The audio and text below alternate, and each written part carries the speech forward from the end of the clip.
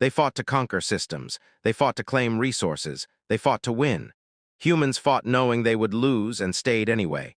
The galaxy believed war was about victory.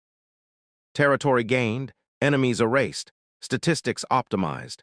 For thousands of years, that belief had shaped empires and ended civilizations. Then humanity entered the war and refused to play by those rules. They didn't advance when logic demanded it. They didn't retreat when survival required it. They positioned themselves between danger and the defenseless and called it strategy. The galaxy defined war with numbers. Every conflict was reduced to equations: fleet mass versus firepower, population density versus acceptable loss, time to surrender versus resource gain. Empires did not hate their enemies. They calculated them. Victory was not emotional, it was efficient. That was how the Keller Coalition fought. That was how the Dominion fought. That was how everyone fought, until humans arrived. Humanity entered the wider galaxy quietly. No grand invasion, no declaration of destiny. A minor species from a volatile Deathworld, recently unified, technologically competent but unremarkable. Their ships were crewed by galactic standards, overbuilt, inefficient, full of redundancies that made engineers shake their heads. Too many escape pods, too much armor in the wrong places. Too many systems dedicated to life support instead of weapons. Galactic analysts marked them as defensive-minded and moved on. The first war humanity joined wasn't theirs. The Keller Coalition had targeted a minor trade network on the fringe, 3 inhabited systems belonging to species too weak to defend themselves. Standard expansion. Clean. Predictable.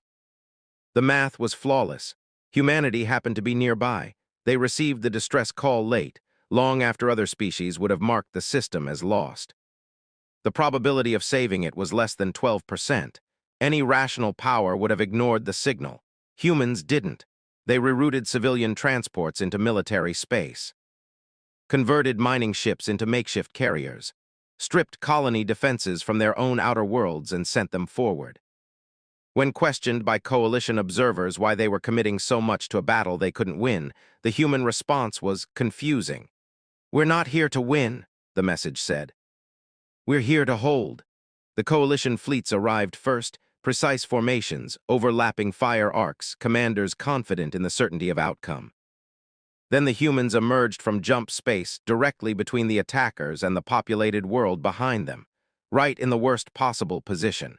Coalition tacticians assumed it was a mistake.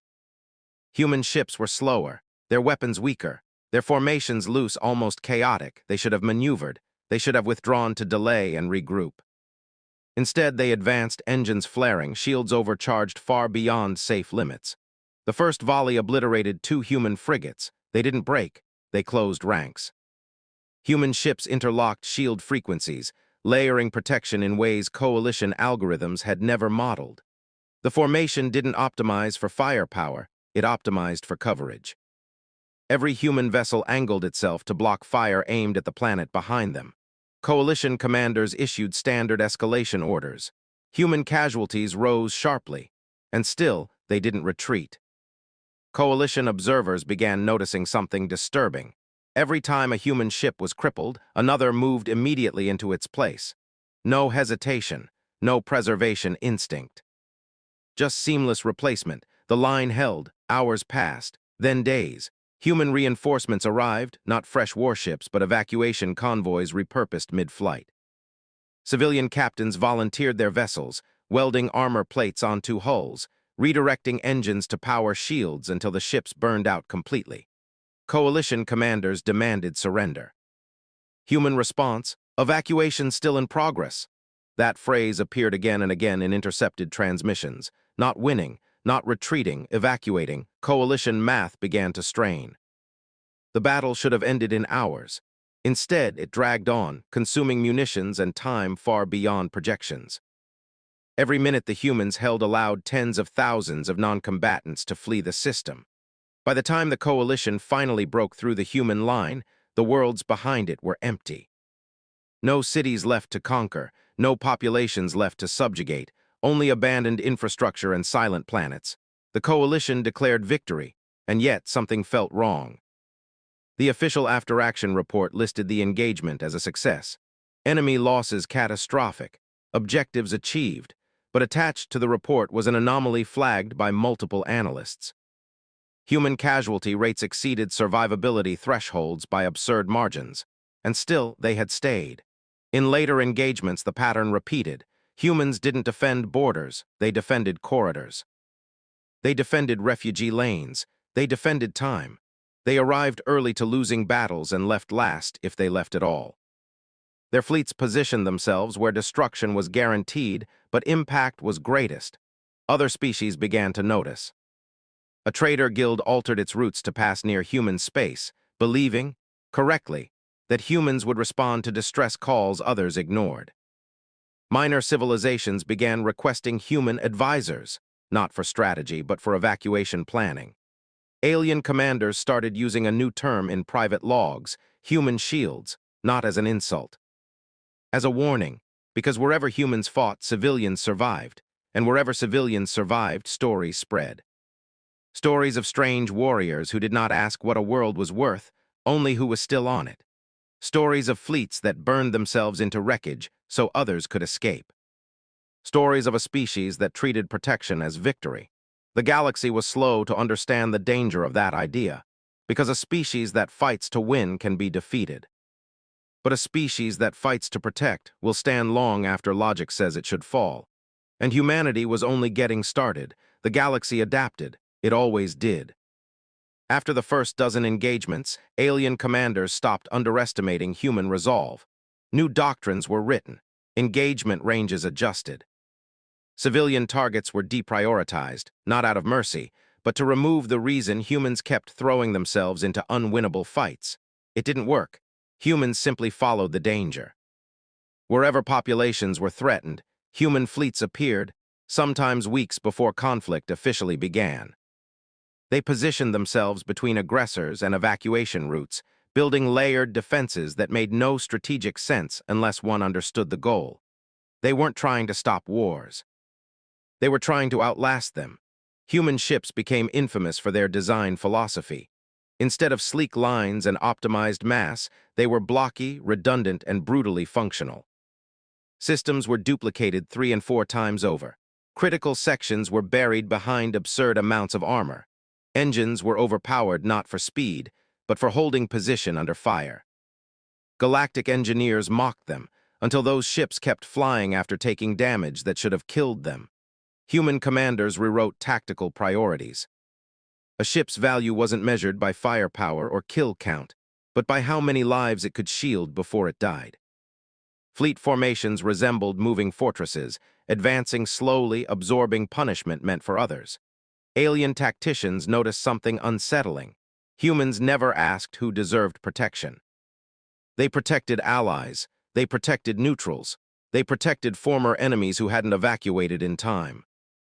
Once, during the siege of Halrix, a human task force intercepted coalition fire aimed at a city that had supported the invasion. When questioned later, the human commander's response was brief. "They're civilians now." That moment marked a shift. Other species began hesitating. Firing solutions were delayed, orders were questioned. The certainty that once powered galactic war doctrines started to fracture under an uncomfortable realization. If humans were willing to die for strangers, what did that say about those who were? Casualty numbers climbed. Human losses were staggering. Entire crews volunteered for missions labeled non-returnable. There were no illusions, no speeches promising survival. Just clear objectives and quiet acknowledgments. And still there were always volunteers. Analysts tried to model it. Psychology engines failed. Cultural studies returned contradictory results. The most accurate explanation came from a captured human transmission recovered from a destroyed command ship. "If we don't stand here, someone else has to." And they shouldn't have to. Humanity was bleeding itself dry. Even sympathetic observers began asking the question no one else would. How long could they keep this up? The answer came during the viral collapse. A multi-system chain reaction triggered by overlapping wars threatened to consume 8 inhabited systems simultaneously. No species could respond everywhere. The math was brutal. Millions would die regardless of intervention. Human fleets split, not logically, not efficiently. They divided themselves into fragments, so small they shouldn't have mattered. Each fragment jumped to a different system, arriving early, setting up evacuation corridors, broadcasting distress beacons, and drawing enemy fire. Human ships became targets, deliberately. In system after system, human vessels burned, broke apart, and detonated in defensive formations that gave refugees minutes more time. Not enough to save everyone, but enough to save many. When the collapse ended, the galaxy took stock. Humanity had lost nearly a third of its remaining military strength. The death toll was catastrophic. And yet, across 8 systems, civilian survival rates were the highest ever recorded in comparable events. The reports circulated quietly at first, then openly, then obsessively. For the first time, war metrics included a new field: protected lives, and humanity dominated it. The Keller Coalition issued a private internal warning, never meant to be public. Engaging humans near civilian populations is no longer strategically viable, not because humans were unbeatable, but because every such engagement became a moral hazard that destabilized command cohesion. Humanity was forcing the galaxy to confront something it had avoided for millennia. Winning a war did not mean surviving it with your conscience intact, and the galaxy was beginning to realize that humans weren't fighting to defeat them. They were fighting to expose them.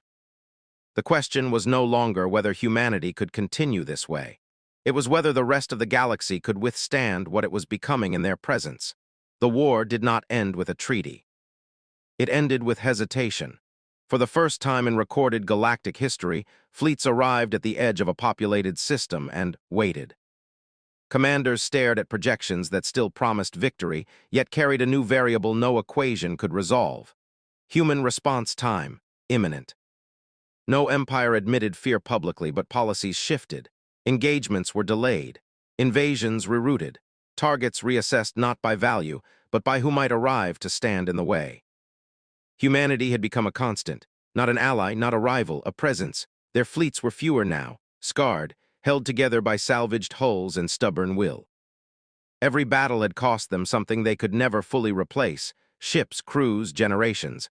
And yet they still answered calls, even when no one else did. The Accord finally summoned human representatives, not to negotiate surrender or alliance, but to ask a question the galaxy could no longer avoid. Why? Why intervene in wars that were not theirs? Why protect those who would not protect them?